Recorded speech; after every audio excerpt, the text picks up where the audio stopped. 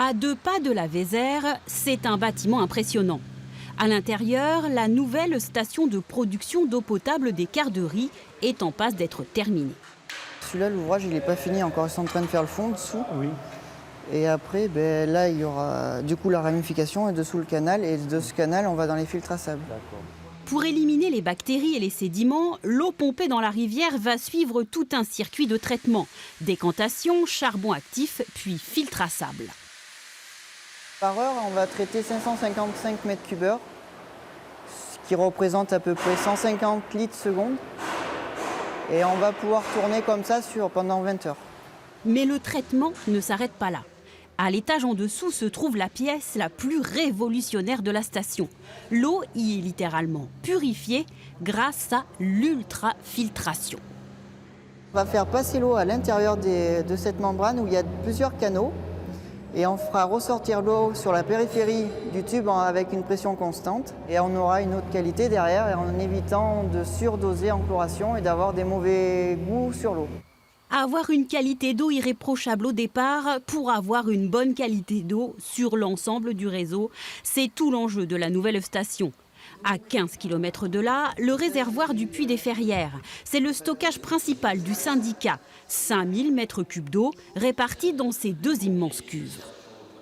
Elles ont donc une hauteur de 8 mètres de haut, des parois de 30 cm de large et un diamètre de 23 mètres. Pour acheminer cette eau sur les 13 communes rattachées au syndicat des Fourches Vézères, 50 km de canalisation sont en cours d'installation. 400 € du mètre posé. On a cherché à passer le plus droit possible et économiser le maximum de kilomètres. Le coût total de ce chantier pharaonique s'élève à 29 millions d'euros.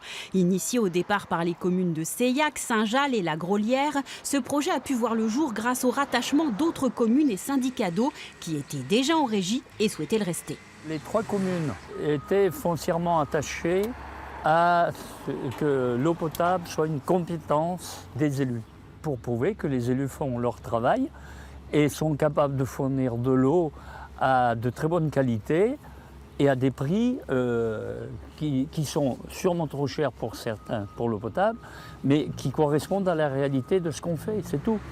Avec 6000 abonnés, Tulle est la principale ville à avoir intégré le syndicat.